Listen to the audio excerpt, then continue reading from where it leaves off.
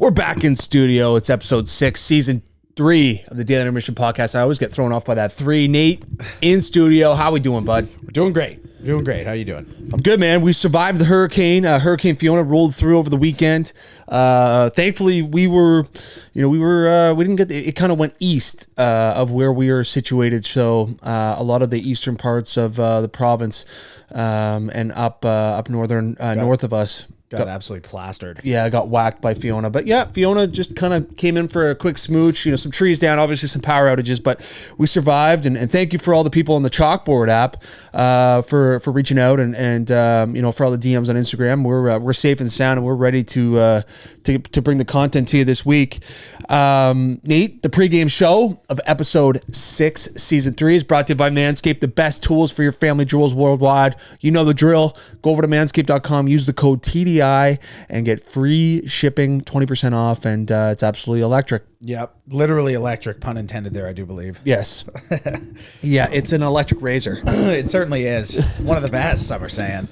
I'm okay, here we go. Okay, I think that'll play. Yeah, I was gonna say, I heard some little flickers over there, but yeah, doing all right. It's like a cat in the cupboards. But Nate, just some early news out of the Super Bowl. I know that's not till February, but this time of year they do such a great job at marketing the Super Bowl, and one of the great jobs that they do is they make the Super Bowl a spectacle for not only football fans, but the halftime show they bring in the pop culture music fans. Yes. And Taylor Swift, it was kind of rumored that Taylor Swift had been hired to do the halftime show. I guess she denied. I'm not sure. She said she needed to release another album. Who knows? But Rihanna is going to be at the halftime show of the Super Bowl.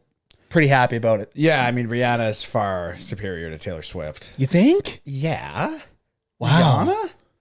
Yeah, I mean, Rihanna's sweet. I think Rihanna's got certainly a nice set list, but I think Taylor Swift has got way more hits. Oh, man. Yeah, I guess. I don't know. I'm not a huge Taylor Swift guy. Okay. So, isn't Rihanna like regarded as like pop legend? I'm pretty sure. Yeah, I would think that Taylor Swift is almost bigger in every accolade and every music kind of standpoint. Really? Oh yeah, than Rihanna for sure. Wow, I don't think so. You don't think? No. Wow. Yeah. So in terms of like number 1 hits and like platinum albums and stuff, you don't think Taylor Swift is bigger than Rihanna? I'm not sure. Okay, I would just yeah. I would think I don't really check in on that stuff that much, but that's just go to like followers on Instagram. Okay. Yeah. I would think Rihanna had more. Yeah. Yeah. I don't know. I don't know. It's a good question, and So they're both just set on one. We're both like, I'm pretty sure Taylor. You know, like I just think that Taylor Swift, like I mean, the amount of songs and hits that she's had, and I just think that she's in the media more. Like she's just a bigger star. I think. Anyway, they're both mega stars, and it's a great grab for anyone, for either of these two to perform at the Super Bowl. But Rihanna gets the job, and she'll be performing, and we'll check in. The internet is spotty around here. I can't even find Rihanna's Instagram. Yeah, I don't even know. I don't follow. It was like Bad those Girl two. Riri or something. Oh, I'm not sure. We'll look into it. Yeah, we will. Roger Federer played his final match. It was kind of a exhibition. I'm not sure what the cup was called, Nate, but some of the superstars were there: Andy Murray, Novak Djokovic, Rafael Nadal, and obviously Roger Federer. And he played a doubles match, and they won the match. And man, that guy has always been able to draw tears out of people watching him.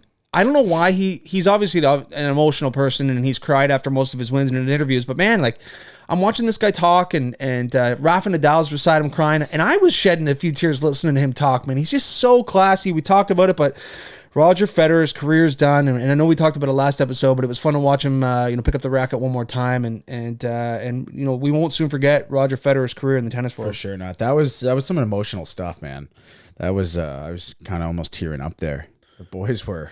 Holy smokes. I wasn't expecting something quite like that.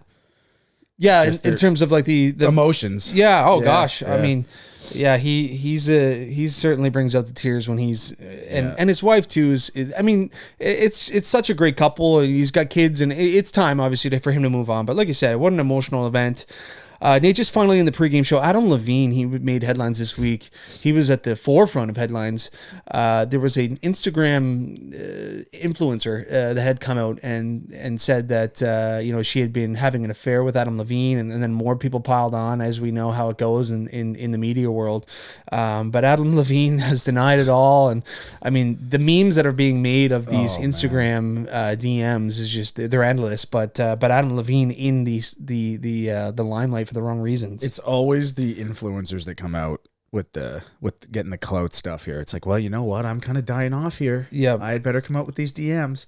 Also, I did just double check the Taylor Swift stuff, and you were right. She has 225 million. Rihanna has 133. Yeah, I did not realize Taylor Swift would have 225 million Instagram followers. Yeah, she's massive. That is mind blowing to me. Yeah, so I mean, she'd be probably one of the biggest accounts in the world. Got to be. Yeah, it's ridiculous numbers. Yeah, so I mean, they're both. I mean, that's why the world went crazy for Taylor Swift, and then it was like kind of like a step down. It was like, we got Rihanna. It's like, okay, but Taylor Swift will, like, I think she will end up doing it. But like I'm just to kind of get back into that conversation. The Super Bowl does such a great job because obviously all sports fans are watching the Super Bowl. Plus, the significant others of the sports fans are going to tune in even if they don't like the sports for the Rihanna concert. Yeah, that's right. It's brilliant, really. It's amazing. So, Adam Levine, who knows what's going to happen? I mean, you can check in tonight probably on TMZ, but that is going to conclude the pregame show. We've got a lot to get into today. A lot of sports have transpired over the weekend. It was an unbelievable weekend of sports. And we're going to get into the NFL Sunday that we just watched. Nate, starting off with the Ravens, Lamar Jackson, man. He's got to be, he's in the 1, 2, 3 mix of MVP candidates. I mean, this guy's putting the team on his back right now. Yep. He didn't throw for a lot of yards yesterday, but he did throw for 4 touchdowns. He ran one in, ran for 100 yards, and Bill Belichick and the Patriots didn't have an answer for him. Mac Jones threw 3 picks. He was giddying in the end zone after, but the Ravens take care of the Patriots in a bit of a shootout in their home opener. Yeah, that one he ran in, they were getting close there. I thought he might be able to pull it out, but Lamar had other plans there at the end, so they ended up pumping him. Yeah, absolutely. Nelson Aguilar had a fumble. They were marching to tie the game, and Nelson Aguilar fumbled. So the Ravens are the real deal. And I should mention, I guess, that Annie Agar, Nate, and I do streams every Sunday morning, and we were all on the Ravens. Yes. So no real surprise there by the outcome. Though, with 3 picks. Yeah, some of the decision making from Mac Jones right now is questionable. But I mean, the on the bright side, Devontae Parker was finally involved. He had he had 5 catches for 156 yards. Just a monstrous performance from Devontae Parker, the receiver they got in the offseason from Miami. So that was fun to watch. Stevenson bet was an absolute lock. Yes, it was. That was an absolute lock. What do you go for, 74? Yeah. Oh, that's well over 37.5 for sure. Count. I liked that because the Patriots run a true dual system. Damian Harris is going to get his, and so is Ramondre. So they're both going to get in that 15 carry range. So I mean, if you're averaging 2 yards per carry, you'll get to that number. Exactly. So the Lions, I thought the Lions had this, dude. They were leading on the road in the division game versus the Minnesota Vikings. I mean, Jared Goff has looked fantastic, but they ended up losing Amon-Ra St. Brown, and I think it was in the third quarter, and Kirk Cousins pulls one out of his arse, and the Vikings ended up winning 28-24 versus the Lions. Did you catch any of this stuff, Nate? I mean, I felt bad for the Lions. I didn't catch any of this one. I was kind of just monitoring the score because I was like, okay, well, it looks as though this is over. Yeah. So I was like, well, I'm not going to tune into that. But as we've learned this season so far, when it looks like it's over, it's most likely not. Yes. As we've seen each and every week. But yeah, it's a tough loss for St. Brown. Do they know how long he's going to be out, or is it just like a... Yeah, I'm not sure what the injury was. That's so funny. It's so hard to diagnose. Like sometimes you can diagnose like a hamstring or an ACL. Obviously, clearly you can diagnose. But like when there's one that's like he's walking off and he's kind of limping a bit, it's really hard to say what he's dealing with. You got to feel for the people who bet the over on his what do you finish with 75 and the over was 77? Finished with 73 and the over was 74.5. So anyone who took the under there, which was probably playing plus, is laughing to the bank right now. That is absolutely brutal. Oh, that's tough for Amon-Ra St. Brown over bettors for sure. The Saints. Jameis Winston throws for 353 yards. See, this is the issue with this guy. 2 interceptions. This is the issue with this guy. He puts up monstrous numbers, man, and he loses games. I don't understand it. Yeah, 353 for 1 and 2. And, Marcus, I think Callaway had a huge game. I mean, Michael Thomas got a little bit banged up. Kamara was mediocre at best, but the Panthers just dusted them, man. And Baker Mayfield, obviously, smiling after watching the President's Cup, which we'll get into. But the Panthers end up winning at home versus the Saints, and the Saints are gonna. We know what they are. They're going to be the biggest roller coaster of a team to watch this season. Yeah, it's automatic. If we're going to touch on Eagles Commanders, we can just blow through that one really quick. Sure. Hurts is a wagon. The Eagles are a wagon, and the Commanders blow. Yeah. That's all it needs to be said here. Man, Hurts looks really good. I mean, Devontae Smith got his. I actually had him on the fantasy bench in one of my leagues, so that sucked. Yeah, man. I mean, this team is so talented, this Eagles team. I mean, Jalen Hurts is, we talk about it, but I mean, with this A.J. Brown, Devontae Smith, Dallas Goedert trio, they're going to be tough to beat.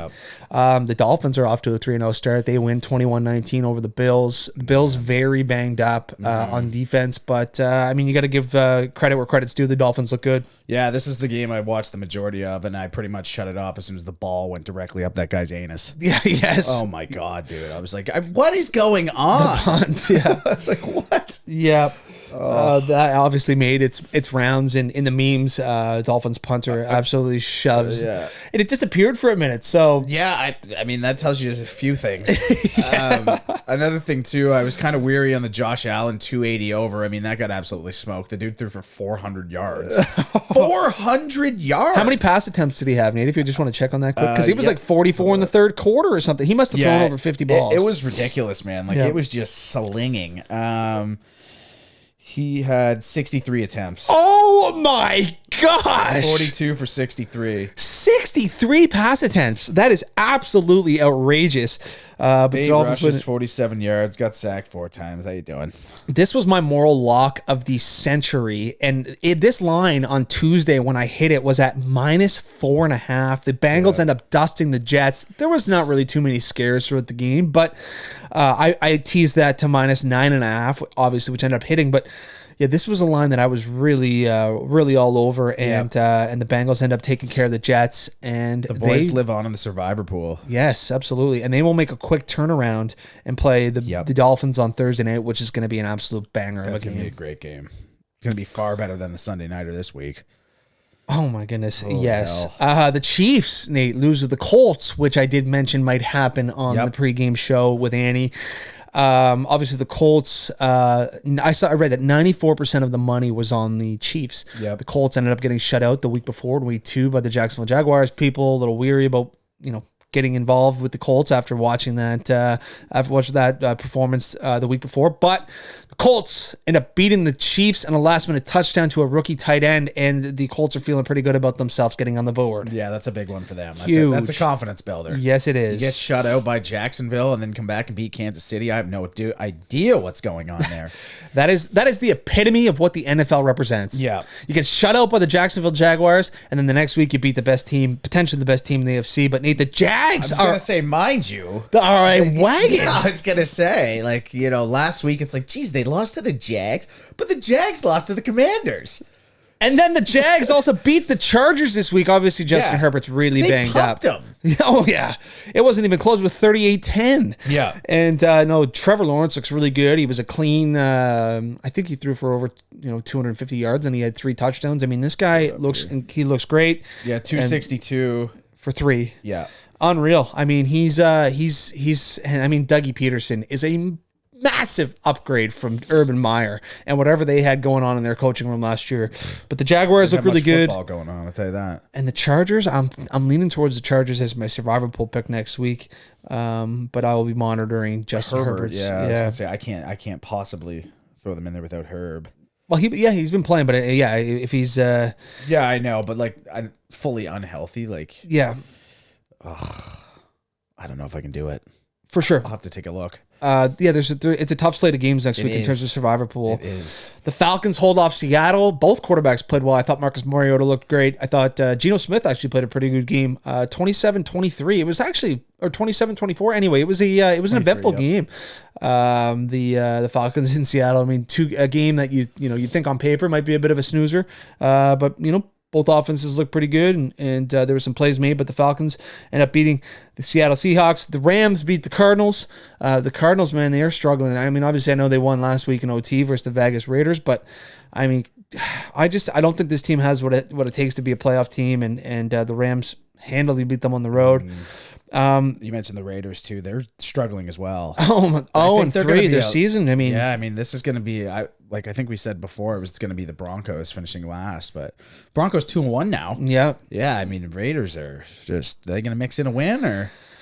Yeah, I don't know, man. Yeah, they're gonna win eventually, but they got the Broncos this week, so we'll see what happens. Can they get on the board versus a division rival, because that gets them back? You know, the division games are very important. Yes. The Packers end up holding off the depleted Bucs, a 14-12 win. A few takeaways here. Brady's really struggling without Mike Evans, Chris Godwin, and Julio Jones. Looked fantastic, obviously, in week 1 versus Dallas with those weapons. They all haven't played since. I mean, Mike Evans did, but he got suspended. The Packers looked okay. I mean, both touchdowns that were thrown were run audible to slant passes. So if you're a defensive coordinator going against Aaron Rodgers, you should watch or have safety help for the receivers either in the slot or out. Why? Because they're probably going to have an audible to a quick slant, because they both hit for touchdowns in that game. But no, I mean, it was kind of a snoozer of a game, to be honest with you. I mean, the Bucs defense still looks pretty good, and Aaron Rodgers held off a very depleted Bucs. Yep, that's about all that happened. And what is it, the Sunday nighter now? Yes. Oh my goodness, man. There's not many Sunday nighters you get where I turn it off and watch a little preseason hockey just to change it up a bit. Yeah, it was tough to watch for sure. I mean, the Broncos, man, I don't know what's going on with Russell Wilson. I don't know what they're trying to do on offense. Typically a team will run the ball, mix in play action, or they'll come out and they'll spread it out wide and be throwing. Like, I don't know what they're trying to do here. Get the tight ends involved. Like, it just seems like they're all over the map. This Nathaniel Nathaniel Hawkins, I'm not sure what his name is, but the new head coach for the Denver Broncos. I mean, I don't know how long he's going to have a job in Denver, and I need Russell Wilson to pick it up, because I've got him in one of my fantasy leagues, and the guy looks like an absolute disaster. Surely he's going to come around a little bit here. I think he's going to get involved into a shootout next week. Yeah. Yeah. You got to hope. I think so. Need something from the guy, man. It's been absolutely abysmal this far. Oh, gosh. It has been brutal. We got Monday Nighter this week, Nate. We got the Giants and Cowboys, NFC East. I mean, what an eventful Sunday. I mean, it was a balancing act for me because, as we're going to get into in quarter 2, we had the President's Cup going on, which the Internationals made very close, which made for an exciting time. But Nate, I mean, all in all, no real huge surprises here. It was a fun NFL Sunday, but we'll get into some predictions on for Friday. Yeah, for sure. Quarter 2, the President's Cup. I mean, this got me through Thursday to Saturday, especially with the hurricane around. I mean, this was a very powerful event for golf, and I thought they did such an amazing job. The PGA Tour and the owners of Quail Hollow. It was the biggest build-out ever in President's Cup history. I think there was 60,000 people on the grounds. The U.S. ends up winning 17.5 to 12.5. But man, this was an electric event, dude. It was so fun to watch. President Clinton, President Bush showed up. It was unbelievable, man. And when I look at obviously the U.S. is a powerhouse. I mean, top to bottom, these are players that are ranked very highly in the world rankings. They ended up bringing Kevin Kisner on, who was the weakest of their team, but he is an absolute beauty. Yeah. But I look at the international team, and this was a team that's very young. Obviously, there's a lot of internationals that would have been playing on this team that ended up going to the Live Tour that weren't able to play. But, man, I thought they did such a great job of putting together a bunch of young guys who, man, the international young players stole the show of this tournament, and I was so fired up to watch. Nate, I'm not sure how much of this did you catch? I didn't catch any. Okay. No, I did not. So, I mean, the Spieth-Thomas pairing went 4-0 for the first 4 days, so they won every single match and every single... So, I mean, this team we're going to see in Ryder Cups and President's Cups for years to come. It's going to be a wagon. Absolute wagon of a team. The fan favorites, they get all the coverage, they get all the fans. I mean, these two are absolutely electric. Max Homa was undefeated. He went 4-0. And, man, the U.S. is going to be very difficult to beat in the President's Cup, clearly, because the European teams...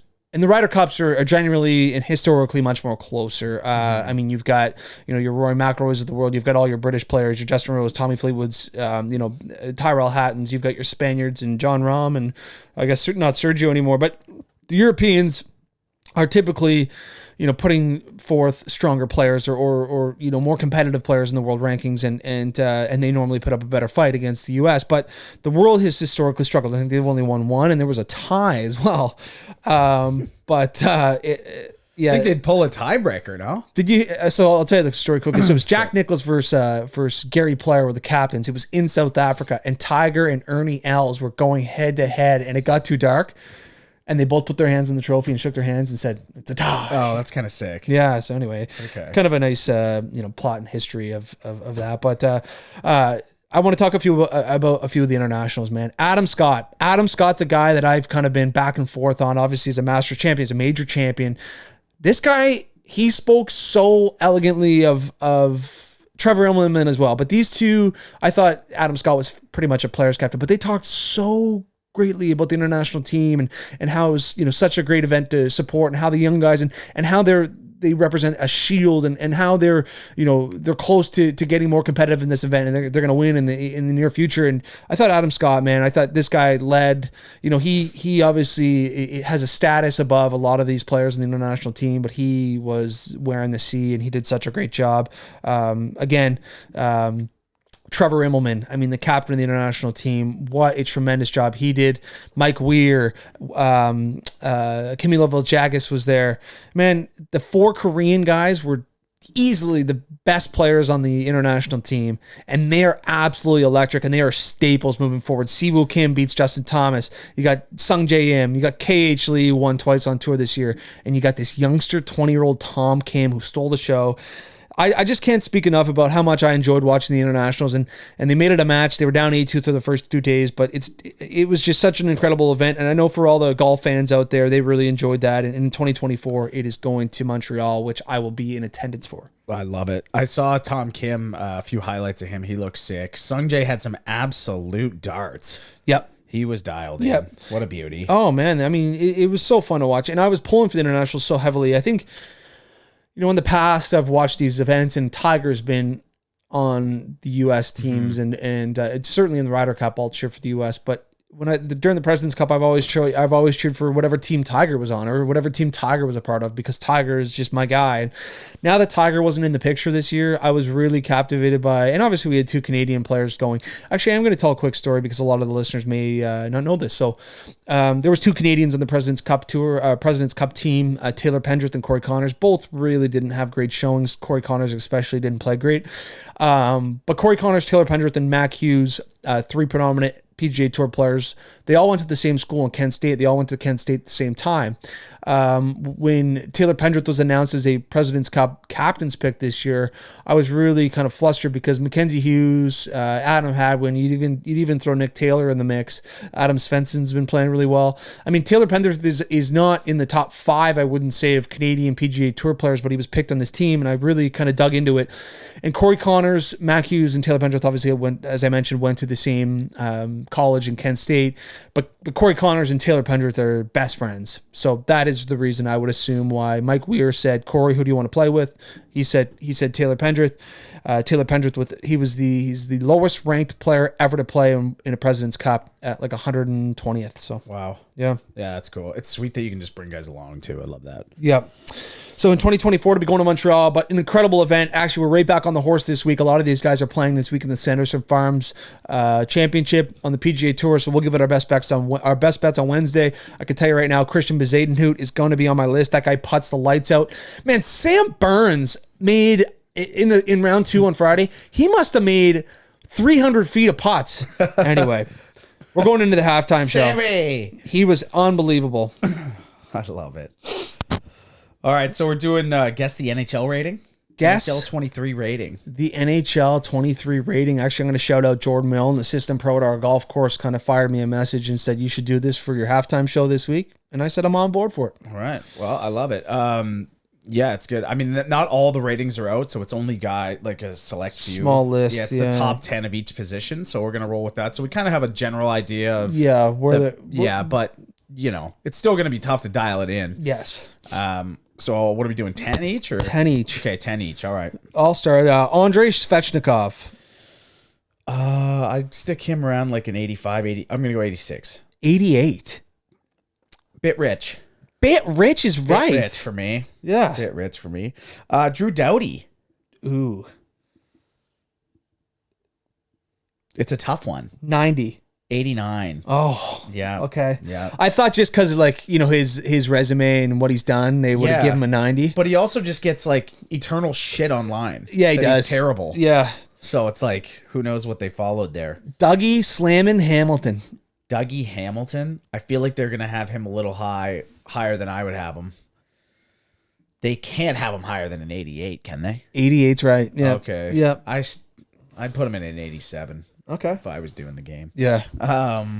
Okay. I'm going to go with Shane Wright. Shane Wright. I mean, he hasn't even played a game. Yeah, exactly. 78. That's spot on. No, it's not. Yes, it is. Okay, yeah. okay. That's a really good guess because that's usually what they give all the prospects at the entry level to the game. Okay. They don't quite give them that 80, but they got him right there just because they're like, we don't really know. Yeah, exactly. What happens if he just collapses next year? He's a 61. Yeah. Well, exactly. UC Soros. He is getting some love around the area. A lot of people saying he's like one of the best goalies in the league, which, you know, I don't know about that quite yet, but I'll say they give him a 90. 89. 89? Yep. Okay. All right. I guess that's fair. Yep. Rasmus Dahlin. 88. And the only reason had no, I didn't. I was watching. Oh, okay. I guess the origin of these clips is that Nasher, shout out to Nasher. Oh, right. He was doing these clips on Instagram and bringing these guys in and their reveals. Yes, I saw the David Matthews one. Yeah, exactly. And Dahlin came in and he was fired up. Oh, really? Oh, yeah. He was Nice. like, yeah, I'll take that. Yeah, I was sweet. I was pumped up for him. Frederik Andersen. Frederik Andersen, man, he's got to be like an 86. 89, same as Soros. No. I thought that's an absolute joke. No, that's just wrong. That's just bad. Yes. That's just bad. The guy didn't even play last year. He pussies out of the playoffs. Yeah, man, he's a weasel. Dude. He is solid when he plays, but he's not an 89. But he cowards out in the big moments. Like, That guy is an 87 tops. he's Tops. an 82 because he doesn't have gonads to play in the playoffs. That's fair. That's fair. Moving on. I'm trying to dig one out here. Cale Makar. Oh, you'd have to think he's like 94. That's spot on. Is it? Yeah. Because that's the top of the... Yeah, okay. Well, the highest. That's the highest I saw. McDavid's 95. Oh, okay, Yeah. okay. Yeah. All right, well, Kirill Kaprizov. 88? 91. Wow. I know. It's a little rich. That's a little rich.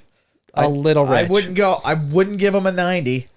I wouldn't give him a 90. No, I think I'm kind of rating that. Oh, jeez, man. yeah. That's crazy. I know. Well, he's going to be a stud Yep. game. Alex DeBrincat. 88. 89. Oh, okay. I respect it.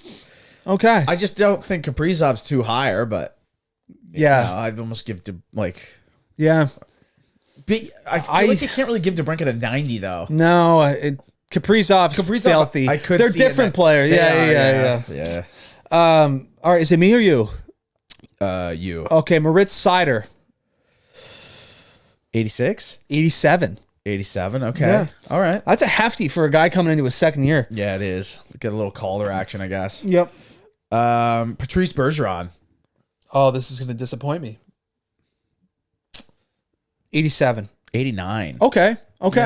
Yeah. Two-way.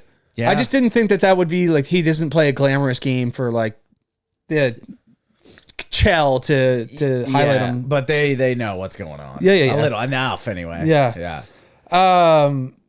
Morgan Reilly. Don't you dare tell me they gave him a 90. I'm going to go with 88. 89. Damn it. Sarah. I don't know what to think about this guy, man. Anyway. Oh, I was actually saying this the other night. We were watching preseason game, and I was like, or middle of the day there because there was nothing on, and I was like, but I was like, man, he's just not like he's not a McAvoy, he's not like a Carlson, he's not like that slated number one guy, but he'd be a sick guy if you had like a legit number one defenseman to play with him. For sure. I think is his. Yeah, I think that's a nice way to put it. For sure. Yeah, Sarah Nurse.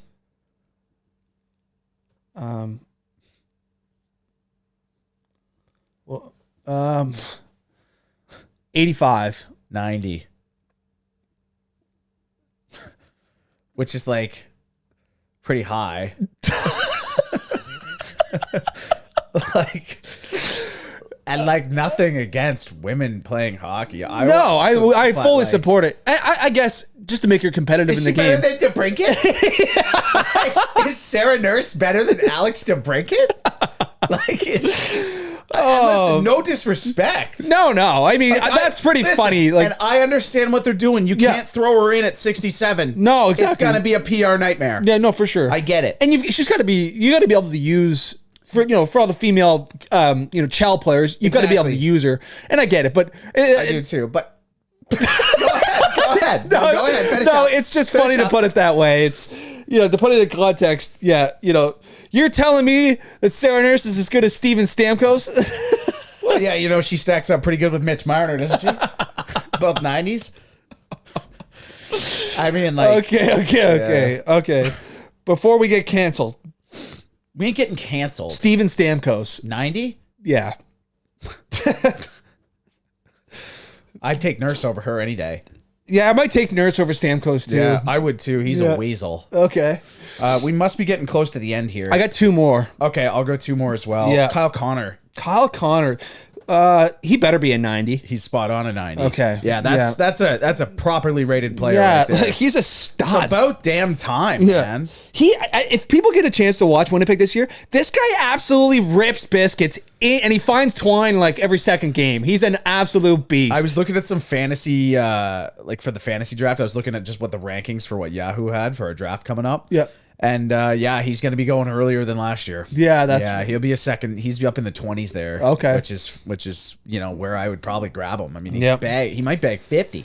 Yeah, he's a guy that's certainly on the 50 goal radar. Yeah. Patrick Kane, I gotta figure he's a 92. 93. Okay, I thought that was a little rich. Yeah, I probably wouldn't put him any higher than a 92. I think a 92, he's gonna be 91. up there in the 90s. Yeah. I guess though. Yeah. Like I don't know. It's hard to say. His hands would be so nasty in that game, I bet. It's got to be the best. Yeah, it's true. Deacon's got to be the best at. You'd have to reckon. Yes. I'm going to give you 2 more here, just because this one's kind of tricky. Jack Eichel. See, I wouldn't have this guy over an 88. He's an 89. Fucking bullshit. Tough to say. Yeah, I mean, he hasn't played in a minute. No. Yeah. What has he ever done? He scored 40 goals once? I don't think. No. He had 1 year, he had 36 or something. That was his biggest year. He's this guy, his first guy. This guy's whole legacy is built on hype.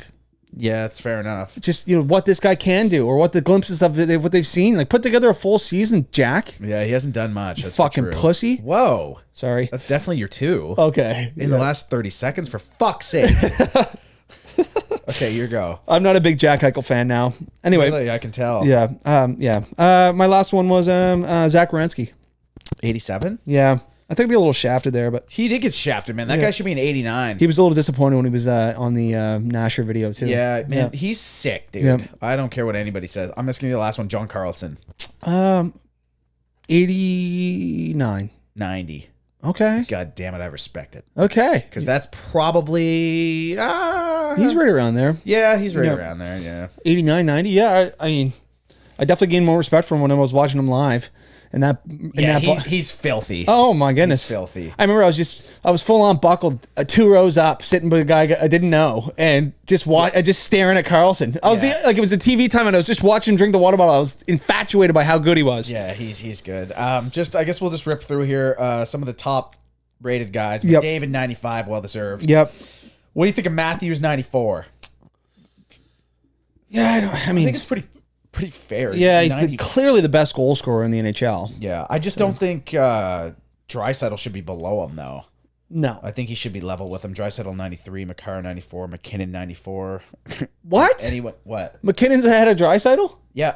Okay. Anyone who's playing NHL 94 is Colorado. You're a coward this year. McKinnon and Makar, dude, at 94 each. It's going to be an absolute cheat if you're in those online lobbies right now using Colorado, you might as well just... pick a different team. Dude, it's like classic when you'd play NBA 2K back in the day, and it's just like you got something coming out as the Heat. Yeah. It's like, okay, dude, you're not good. We get it. Yeah, like, yeah. You're absolutely dust. And then It's way better to try to win with like the goats. yeah, oh yeah, you know? for sure. Yeah. Yeah. I always just play as Washington no matter what, which isn't a bad thing. No. You gotta be absolutely ripping. Yeah. Just some notables here. Shesterkin in 92, bit of a milk. Yeah. He had a monster season, but holy Where's hell, Vasilevsky? 94. Okay. Which is very well deserved. Yes. Kucherov's in 92. Ovechkin's in 92. I guess he scored 50, but my God, that man is getting slow. Pasternak 91. Marchand 91. That's a first line for Boston, folks. Yeah. Mikko Rantanen 91. So I mean, we got some guys here. I wonder how this Pavel Zacha is going to fill in for Brad Marchand for the first few weeks. I don't think particularly well. No? Oh, Caulfield's at 84. Dust. All right, Nate, that's going to conclude the halftime show of this week's, or I shouldn't say of this week's, of season 3, episode 6 of the Intermission podcast. Nate, we're going to move into the MLB, and we're going to finish things off a little bit in the NBA and NHL. But in the MLB this week, Nate, Albert Pujols becomes the 4th player all time to hit 700 home runs since the beginning of September or mid-August. He's hit 13 home runs. Second only Judge hit 14. I mean, this guy's been on an absolute... He saw it in sight, and he was like, I'm getting there. Yeah, he's like, screw it, I'm doing it. Yeah. Now, my proposition to you, Albert, play a couple more years, beat the record. Stick it out. It would not happen, but I would love to see him come back. What is it like? Well, it's 7... What was it? Hank... Bonds is 760. Hank Aaron was 767, right? When Bonds passed him? Was it? Okay. I thought so. Okay, I think it's like 780 something. I mean, for Albert Pujols to hit 80 home runs, I mean, we might be looking at another 5-6 years. No, Hank Aaron was 755. 762 is the record. 762 is the record. So how long do you think it would take Albert Pujols to hit 62 home runs or 63 home runs more? Depends if he keeps this pace. He would need at least. Realistically, he's going to need probably 3 years at his age, and then by that age, it's not going to happen. And you also need a team to sacrifice a position on their roster for this. Yes, for sure. Beer drinking beauty to, No, for sure. But what an incredible feat. I mean, and I love how he said too. He's like, the media asked him, "Are you going to reach out and ask for the fan who caught the 700th ball to? You're going to ask for them to give it back?" And he said, "Excuse me, souvenirs are for the fans." I love it. I was like, "You're an absolute legend." Yeah, that's just that's what someone says when they've made a generation amount of money too. Yes. I don't need the ball. I'm good. I just got paid today. Aaron Judge, he's still stuck on 68. This guy might get stuck there and just not hit a home run for the rest of He's got the season. yips. Yeah, he's got the yips right now. And I saw that actually this morning when I woke up and checked the chalkboard. He said, somebody in the MLB section, Aaron Judge has got the yips. Yeah, and that was his last chance to set the record at home, so that won't be happening. No, that will not be happening. Barry Bonds said the San Francisco Giants would welcome Aaron Judge with open arms, and he would love to see him play in San Francisco. It's like, Barry... Yes, clearly. I just love how these like rhetorical statements get headlines. Clearly, every team would like to have Aaron Judge. The guy's the 6th player all time to hit 60 dingers. Also, I should correct myself before somebody else does it. Apparently, the Yankees do have more home games. Okay. The broadcast I listened to last night from Sportsnet said otherwise. So I'm going to directly blame them. Okay. Yeah. I thought they would have been right.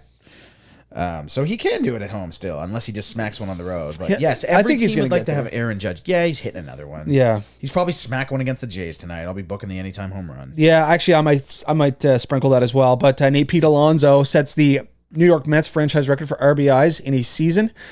This guy's an absolute wagon. He stormed around on the scene, obviously, a couple of years ago at the Home Run Derby, and then was the Home Run Derby reigning champ until this year. He was kind of a little bitch at the Home Run Derby, I thought, like with all the antics that he was going through, all the warm up and like Gatorade and like not talking and having the game face on. But it's a Home Run Derby, calm the fuck down. But Pete Alonso sets a record for the RB record, and I apologize to all the listeners. I am done cussing, and that's 4. I've actually used one for next episode as well. That's crazy. Yeah. The Rays split with the Toronto Blue Jays over the weekend, and the Rays are about to get Tyler Glasnow back, who hasn't pitched yet this year. That's dangerous for everyone looking to, or anyone who has to play. I'm looking at the Yankees and Rays, or I'm looking at the Yankees and Astros who might have to play the Rays, because Tyler Glasnow is an absolute wagon. Yeah, hopefully the Jays can just manage to string a few together and stay in the slot so they can get the Guardians. Yes. Because they're going to be needing to get the Guardians. Also, the Guardians and Jays have the same record, which I would never have imagined. Yeah, that's crazy. I mean, that's tough because the Guardians clinched their division and the Jays are in a race for second in theirs. Yes, that's right. But yeah, I mean, I think the Jays are going to do it. I think they're going to end up getting the Guardians, but the Guardians have been on an absolute tear. I think they've won like 16 of 18 games, so they're hot. They are scorching right now.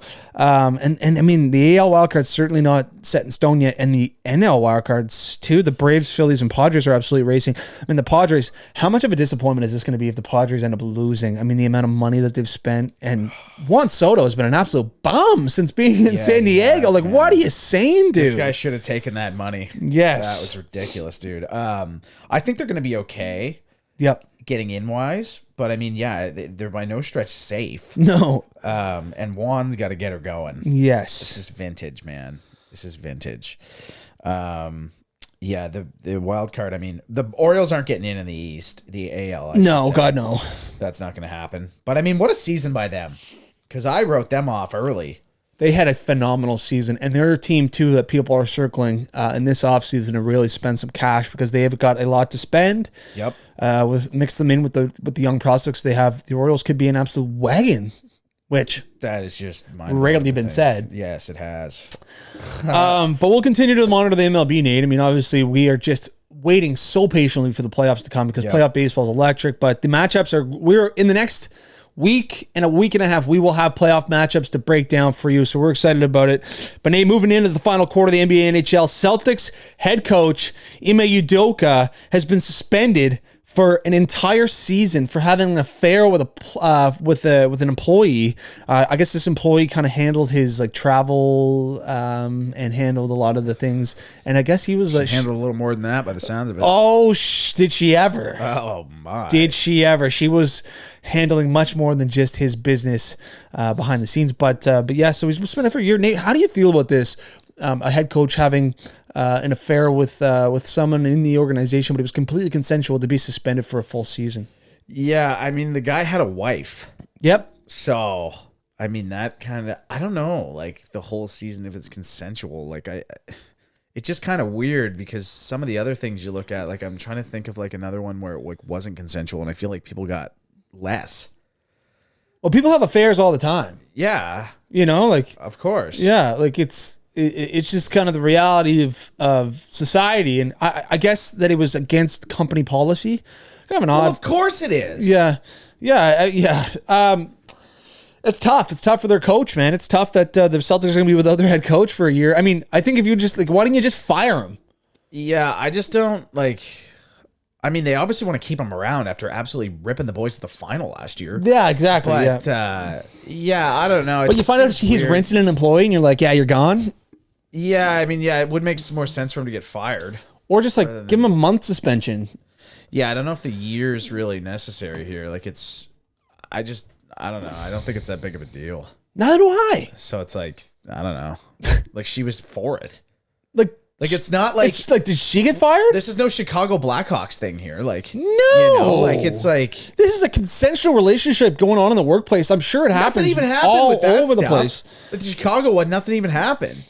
The Blackhawks, like, you know, nothing even happens there hardly. Oh, what do you mean? And this guy gets I mean, all that stuff that went on. I mean, yeah. Oh yeah. I mean, the management was fired. Their coach was fired. I mean, yeah, but like, I don't know. They did an okay job. I mean, Rocky. Yeah, all things considered. Yeah, I mean, Rocky's a lunatic. Yes, he is. Not much you can do about that. Yeah, I don't know. I just don't think he should be suspended. For sure. We'll get into Chicago. The New Orleans Pelicans Saints signed CJ McCollum. This is a team that I'm circling that have a decent year in the West. I'm hoping that Big Zion Williamson is back and that we can watch him play. Brandon Ingram. I like the Pelicans on paper, what I see from them. Hopefully Zion's healthy come season. But yeah, they signed CJ McCollum for 2 years and $67 million. So congrats to CJ for getting the bag. Yep. Ben Simmons got interviewed for the first time this week, Nate, by JJ Redick, and JJ Redick was grilling him. What was he saying? I didn't see this. Well, he just brought up the play 2 years ago for Philly, essentially when he could have dunked the ball and he passed it, and just talked about him not shooting the ball. And honestly, Simmons was, it sounded like he's made a recovery. It sounded like he was in a bad place mentally for a long time, clearly. But it's going to be interesting because obviously, obviously we were very quick to rip into Ben Simmons in the basketball world, but this guy's extremely talented. Oh, yeah. Like, he is a freak. And if he can be healthy and the Nets get the best of Ben Simmons, they're going to be a really dangerous team. Yeah, for sure. I look back to like when he played for the Sixers and they were playing the Raptors in the second round there when Kawhi hit that buzzer. Like, he had a great series that year. Yep. And that's honestly, realistically, when I look back on it, that's the last time I can remember that guy actually playing. Yeah, He's definitely had a tough year and a half, like a very tough year, almost an unprecedented forward basketball player to have, to literally miss a full season due to obviously a plethora of injuries, so-called injuries. We'll air quote that. But anyway, it's a nice interview. So go check that out with JJ Redick and Ben Simmons. Neat. Moving into hockey, John Tortorella. The era has begun in Philadelphia, and they were bag skated. The wheels were bag skated off these guys. These guys were doing. I saw a bit of the footage, man. I felt so bad. Every time I see people getting bag skated, I feel bad because there's nothing worse, man, than being absolutely greased, tired, and then having to go again. Yeah, it's the worst. Man. Oh, he's gonna have a time there. They're not gonna be good either. Like, they've got nobody, man. Yeah, it's going to be... Well, I know that Sean Couturier is going to be missing the first little bit of the season. Ellis is out for the year. Ellis is out for the entire year. Done. But, man, they've had bad luck with defensemen, eh? There's something about a John Tortorella team that you look on paper and you're like, man, they're going to be no good. And then all of a sudden you see them in the second round of the playoffs and you're like, oh, shit. Yeah, I see that. They just with Giroux gone too, and like there's just so many. We'll see. You're right. He might be able to get some guys going. Like Atkinson will probably be great. Konechny's the guy I'm circling. Yeah, Konechny. He's solid. Yeah. If Couturier, I love Couturier. He's awesome. Kevin Hayes needs to be much better. Yeah, JVR may as well retire. Yeah, I mean, obviously Kevin Hayes is a really tough year. I mean, that was obviously super. Kevin Hayes super is tough. good though. He's a good player, man. Yeah. Provorov, you like Provorov? Yep, I do like Provorov. He's probably not. This probably ain't going to be good with Tortorella, though. No, he's not a big. And the biggest, I just always look back to when Anisimov was on the Rangers and Tortorella coached him. My God, dude, he was an absolute whipping boy for the dude. And like one thing would happen. I remember Nick Backstrom in the playoffs reverse checked him. Yeah, Anisimov was just down catching his wind, and then Backstrom went to the front of the net and scored. And Tortorella was pissed. Well, Anisimov was taking like 5 minutes to get up from the ice, and then you just look at the eyes on Tortorella. He's shaking his head. Yep. He's gonna kill him. Oh man! So we'll see how Provorov does under the old guy. For sure. I think the biggest question mark too, Nate, in Philly, just to finish off here, is Carter Hart. Is Carter Hart going to make that step into being like a real like Vezina candidate trophy? Or like a top 5 goaltender in the league, like everyone's always said he's going to be. Yeah. So we'll see. Tough situation for Philly because it's like if it doesn't work out, they're just going to move him, and then historically speaking, once they move him, he'll probably go off. Be a stud. Bobrovsky. Yep. What was it? Even Breeze Galov had an okay time once he left, which is crazy. That to say. guy. He was okay though, in Arizona. Brian Elliott. Like what a vet. Like, yeah, he's a vet. He's just absolutely terrible. Just somehow still playing. Solid, very solid backup. Nate, moving on. Seth Jones said he doesn't regret signing long-term in Chicago. Can you imagine? Okay, so the summer prior to this one, Seth Jones signs, was it 8 years in Chicago? And then literally weeks later, the Kyle Beach stuff comes out. Management coaches are fired. They completely in the following 12 months completely ship out every single prospect and every single player off their team. You've got Patrick Kane and Jonathan Toews just waiting to see which teams are going to be competitive to get traded. Yeah. Seth Jones, man, you got to feel for this guy. Yeah, you do. I mean, it kind of looks good on him after the whole thing. I mean, Columbus had a good thing going for a few years. They were a wagon. Yes, they were. At one point, I mean, it was him and Werenski. The pairing was absolutely filth. He's like, all right, I'm going to get out of here. I'm done with it. He goes to Chicago. Anyway. Yeah, we'll see. I don't know if anyone's going to... Well, someone would love to have the guy. Oh, my gosh. Fairly solid. Yeah, he's playing with his brother, though. Yeah. Yeah. Caleb? Yeah, he's dust. I haven't watched enough of him. He's terrible. But hey, just finally, man, the Vegas Knights, Nolan Patrick has, I mean, it is announced that he will miss the entire season. Where are we going to rank Nolan Patrick? Like, is he right up there with Yakupov? Oh, man, it's tough because he's had so many, he's clearly got some, mental stuff going on. Yep. I mean, he's had a bad concussion. He was out with migraines for a whole year. I'm not sure what it is this time. Yep. I was never sold on him skill-wise anyway. It was kind of a weird pick at 2, especially when you had Haskin and then Makar go 4. Yeah. Jeez, Philly, you really missed out there. For sure. But, yeah, I mean, I hope he's okay, all things considered, health-wise. But, yeah, I don't think he's going to be... I mean, this has got to be pretty well it for him. Yeah. He's not going to play this year, so... But yeah, he's definitely he's a bust. For sure. No doubt. All right, Nate, that's going to conclude quarter 4. And we're going to move into our fire wagon and dog water of the week. And my fire wagon of the week is Tom Kim. Tom Kim, 20-year-old South Korean player who played in the President's Cup this week. I mean, he just made a name for himself. He was the most electric guy. He was on the first tee. He was getting the crowd going before he hit and kept them loud. They do it with the waste management. So I was a huge fan of Tom Kim. I thought he was electric. And he's going to get my fire wagon of the week. I like that. I'm going to go with Josh Allen. Obviously didn't get the win, but man, to throw for 400 yards is just borderline treason. So I'm going to go with my guy, Josh. Absolutely. Dog water of the week for me, Nate, is a guy by the name of Dustin Johnson. Okay. Yep.